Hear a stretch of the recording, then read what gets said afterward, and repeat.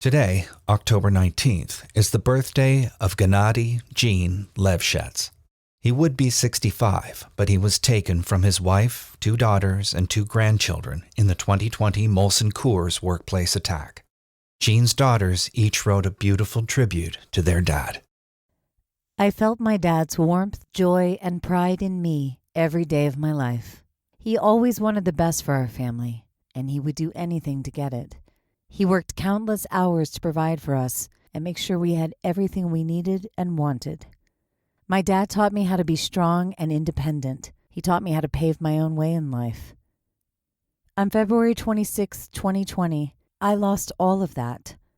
This time has been filled with more sorrow than I ever could have imagined. It was made only worse by the isolation that COVID brought along with it.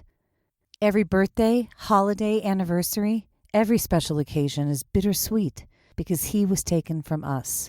Every day we wake up to a nightmare that is our new reality.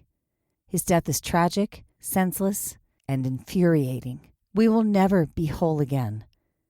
I am thankful every day for the incredible life that my dad has given us. I miss his smile that started with his eyes and lit up his entire face.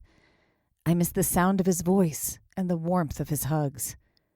I work hard to keep his memory alive for my children and will continue to do so as long as I live. I love him yesterday, today, and forever. I hope that he is now spending his days in his happy place, on a beach chair in Mexico, with a tequila shot in hand and the sun shining down on him. My dad was selfless beyond measure. He would do anything in his power for his family.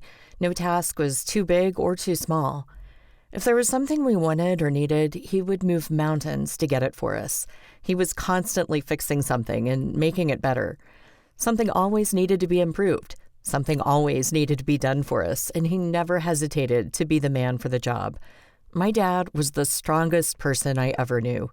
He moved our family to America to give us a better life. He was working for our family. He was working to provide us with the best life possible. He wanted his girls to be strong, successful, educated, and independent women.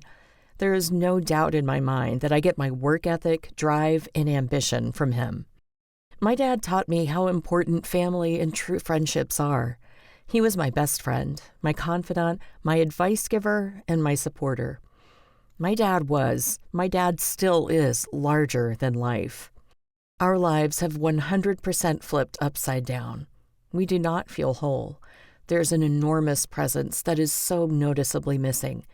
Our days are emptier, our holidays are sadder, and our souls are angrier. I still cannot get used to talking and writing about my dad in the past tense. I am still in the thick of grief. I remember everything as vividly as I did a month, a week, a day after everything happened. I am sad, angry, confused, and heartbroken. I would do anything to go back in time. I would do anything for one last hug, one last kiss, one last goodbye. The shooter is yet another red flag failure. In 4 to 5 years, he amassed a cache of weapons, installed surveillance cameras all over the house, and exhibited increasingly paranoid behavior. In the year before his attack, he sought treatment 3 times for being poisoned, although absolutely no evidence of poisoning was ever found. He always carried at least 2 guns. Unfortunately, no one intervened before he killed 5 coworkers and himself.